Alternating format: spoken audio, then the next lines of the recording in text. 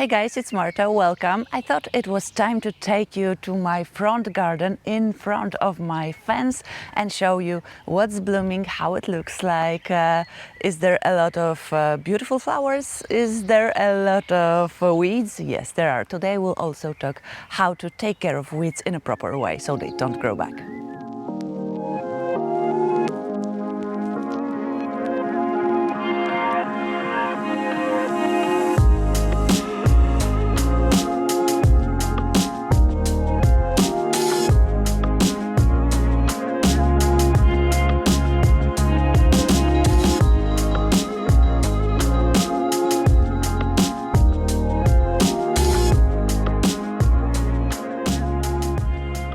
Every day in the comments on YouTube I get questions. How is the border looking now? Show us what's blooming. If you want to know, on my Instagram I'm sharing Insta stories. They are in Polish, but you will see what's happening in the garden day by day.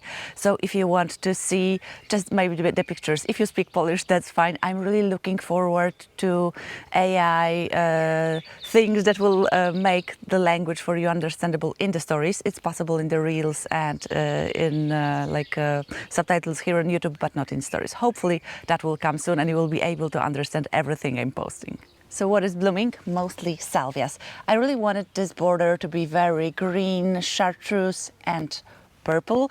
Then we'll get some pink from the coneflowers. But now the purple comes from salvias. The varieties here are the smaller, more compact ones and the bigger ones.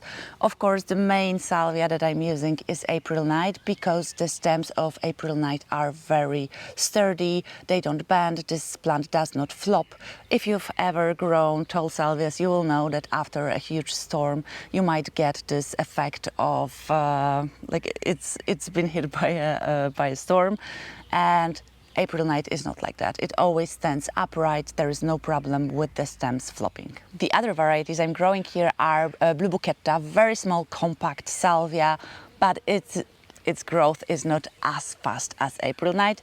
Then Salute Blue, beautiful salvia, and Rian. This is a darker purple salvia that I also love.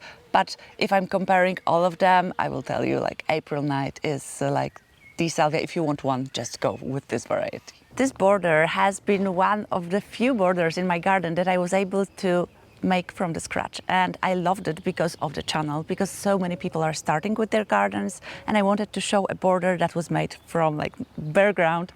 And I've made a whole playlist about this border. You can see it from the moment I'm showing you the plants I'm planting, then I'm planting them. I'm talking why I plant the way I plant and why I make all of those decisions. Then I'm showing you that in the spring, then in the summer, early summer like now, late summer. So you can see all of the moments in the border, and now again a new season is starting, so we can see how it grows and how it looks in the next year, because this is the second year of this border, and I'm really excited to see how the plants grow, how they bulk up. So and it will be a wonderful thing for a person that is just starting out to see the progress, not a garden that is 20 years old, but a border that is in its first, second and third year. I'm talking about those beautiful salvias, but I'm looking at those weeds, guys, and I really want to talk about them first, because then we'll get this out of the way, as I should have done yesterday. I get a lot of questions about weeding. Marta, can you show how you're weeding your garden? And I was like, this is easy. You just go and take the weed with the roots and that's it.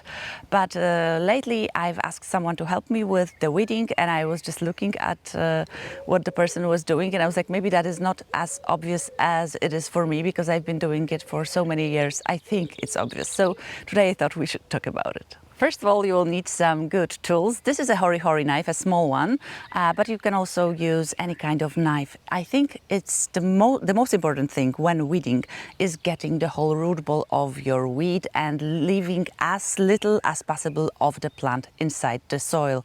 It's just the full eradication is the key to not have it regrown. Yesterday I was weeding this part of the gravel, because the gravel loves to welcome the weeds. I was not only weeding because of the video, but it was very, very wet, and when it's wet, it's the best time to get your weeds out. So when it's wet, everything is slippery, then it's very easy to get your weeds out. Today is not as wet as yesterday, I can see already, but I'm then using, especially in the gravel, it's quite difficult to get the root ball out, but the hori knife is wonderful. You are just digging, but you want as much root ball as possible. Then I'm getting everything out.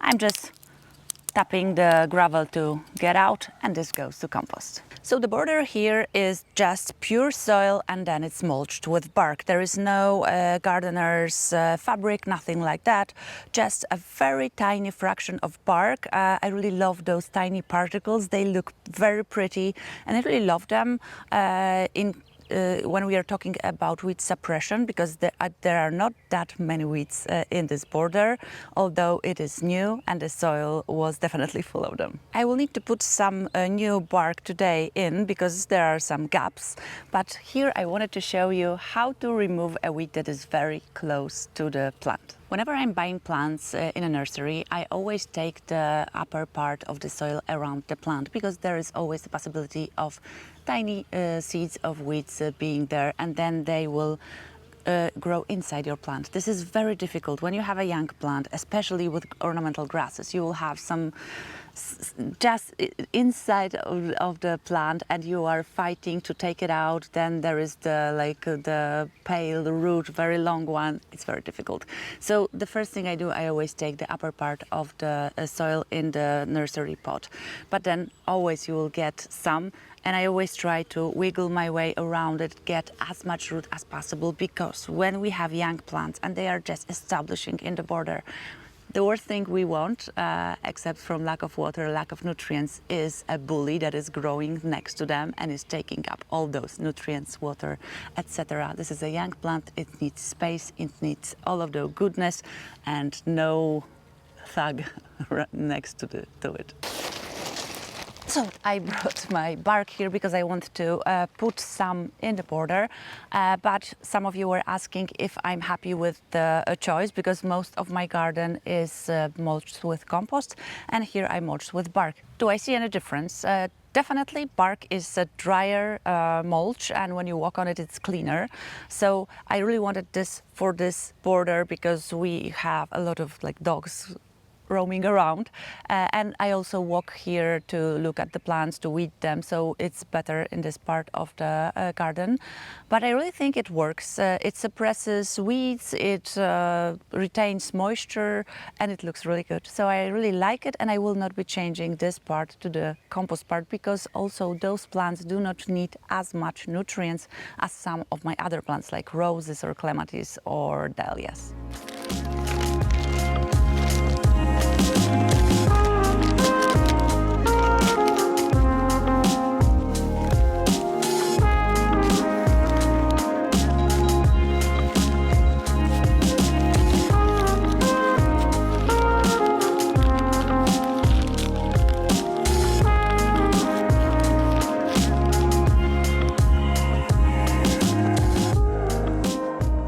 I like working with bark with my hands, because I think the distribution is best when I do it by hand.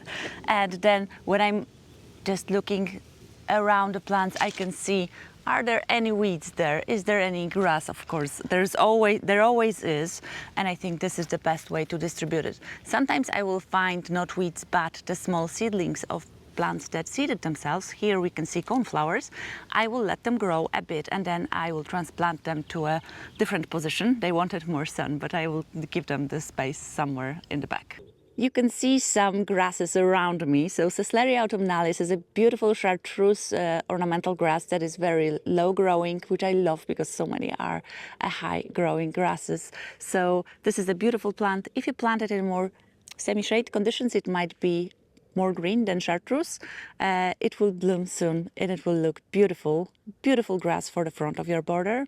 Then a lot of Stipa tenuissima, Mexican feather grass. I love this grass. I love the movement in the border. I planted few new ones, so we have like 2 or 3 of them because I just counted that I planted on the other side few more, so I added few of them. They look really pretty, and I think they are the best movement in the border. And then we have those taller grasses. I really love them. And then those tufted hair grass. The variety is Goldschleier, Deschampsia. I love them. They are the best growing plants in the border. Their growth was spectacular. I have never seen plant grow this fast. The feathers, the blooms that they have, they are very stiff.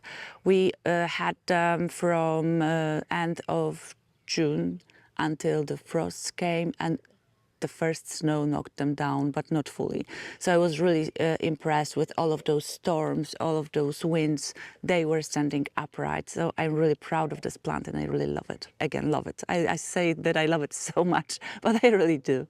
I wanted to talk about another plant. This is catmint, and you can see I have 5 plants, and one is beautiful, some are fine, and some are very tiny. What happened? So I think the ants happened.